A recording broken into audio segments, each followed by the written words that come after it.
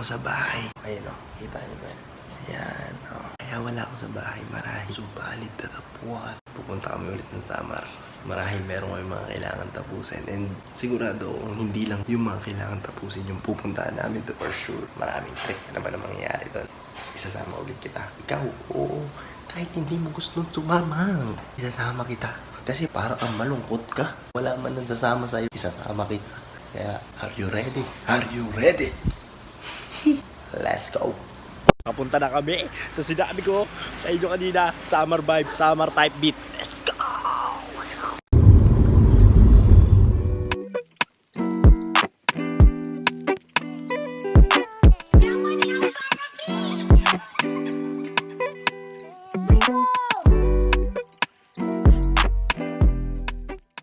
So boom! Andito na kami sa, anong lugar to pa?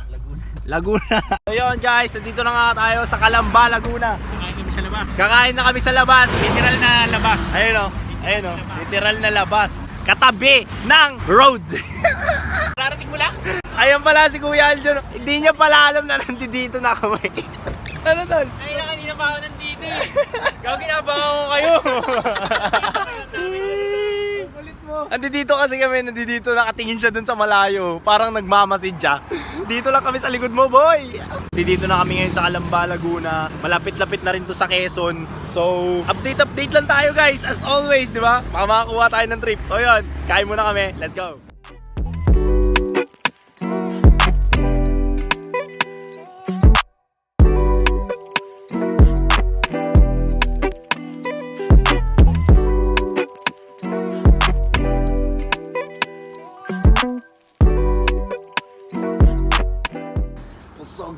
Ay no, happy tummy o ikaw.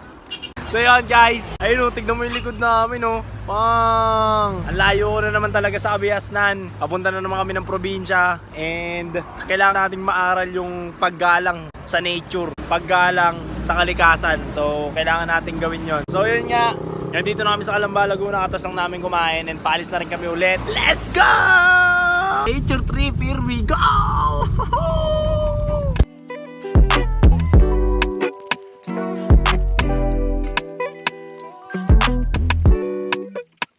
So yan, kung naaalala nyo yung unang vlog ko papuntang Samar, ano?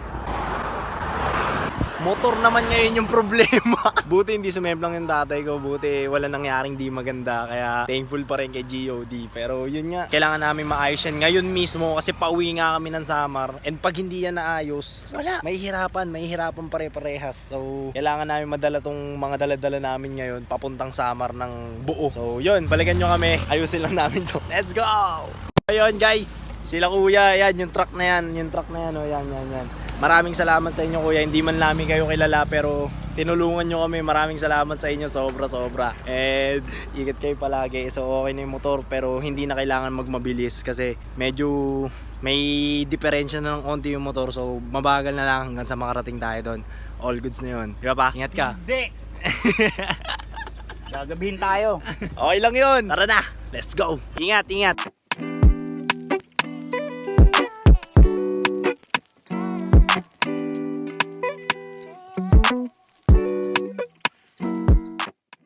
But I don't know enough. They need to stop. When you don't know, you understand what the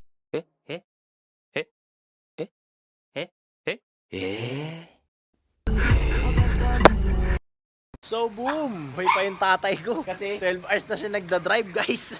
Eh mukha na 12 hours na nagda-drive. Ay, 12 hours na nagda-drive. Tapos gusto pa rin mag-drive ng kotse. Kakatas niya lang mag-drive ng motor. Ganun niyang katibay. Kaya kung ako sa inyo, kuhain niyo tong driver. Kahit isang taon tong mag-drive, walang pakialam to. Basta may gas yung sasakyan nyo guys. Okay lang sa kanya yun. Pero yun nga, andito pa rin kami sa Camsur, Camarines Sur. Tawid na tayo ng Bicol guys. Sobrang layo pa namin sa Matnog. Pero yun nga, at least nandito na kami sa Bicol. Mas madali na lang yung rururokin namin. Pero medyo malayo-layo pa to. And ayun, nandito kami sa gas station. Wala pa akong tulog guys, pero palagan natin yan. It's okay. Sila nga pagod mag-drive eh. Ako, taga-upo lang eh. Taga-siguro lang. Kaya yun, let's do this. So boom! Yan! Kita-kita nyo naman, di ba? Ayun yung labas, oh. Ayun, oh. Paping. Napakaganda ng langit, guys. Pero yun nga, mga fools. Dito pa rin kami sa Bicol, papunta kaming Matnog, and talagang sobrang layo talaga ng Matnog na yan. Ilang oras pa para makapunta kami ng Matnog, parang 3 oras pa ata para makapunta kami ng Matnog ngayon. Nandito na kami ngayon sa Naga City. Naga, parang ilan pa lang to sa lalawigan ng Bicol eh. Kaya marami pang pagdadaanan kasi yung Matnog, dulo yun. Nandoon yung port, nandoon yung sakayin pabarko. Tapos papuntang Alin. Yung Alin, nasa Samar na. So yun nga, dito nga kami sa Naga City and malayo pa yung Matnog. I-update ko na lang kayo pag nandoon na ulit kami kasi takes 3 hours pa or 4 hours. Kaya, pahinga muna tayo guys. Let's go.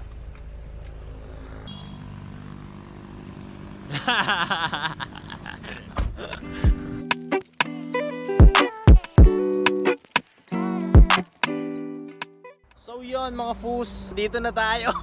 We made it! Pero Matnog pa lang to Matnog pa lang to para sa kaalaman nyo lang. Ayun ayun yung barko paro, ayun sheesh! Solid yan ayun yung port na pinag-videoan ko last time. And ngayon, madaling araw na ngayon, wala tayong time check pero mag-aalauna na ng madaling araw. Bumiyahe kami ng alas 4 ng madaling araw din. Tas alauna ngayon and may biyahe pa kami pagdating ng Alin ng 2 oras. So bali aabutin kami ng alas 4 ulit. 24 hours tayo gising guys. Bali meron lang akong 1 oras at 20 minutos na tulog. Pero all good in the hood. Walang kailangan problemahin. Mahalaga nakarating tayo ng maayos. May mga medyo aberya lang pero it's all good, di ba? Ayun, nakangiti pa rin ako kahit medyo lugmok na yung mukha ko. Pero yun nga, dito ko na lang ulit ito tatapusin guys. Maraming salamat ulit sa panonood. Kasama ko ulit kayo dito sa trip ko. And mas madadagdagan yung aral natin ngayon. Marami tayong idadagdag. Yun lang. Maraming salamat sa panonood. Pagod na ako. Hindi ko na kailangan pang lingwahe pero pagod na ako guys. Pero bukas na bukas magbablog ulit ako. Pero di pa natin sure kung kailan may lalabas yun. Pero yun nga, pahinga na muna ako. So yun lang. Maraming salamat sa panonood. Signing out to you. Fu! Rangat! Nandito na ulit ako sa Matnog. Guys, papunta na ulit tayo ng Samar. Peace out. Ayo.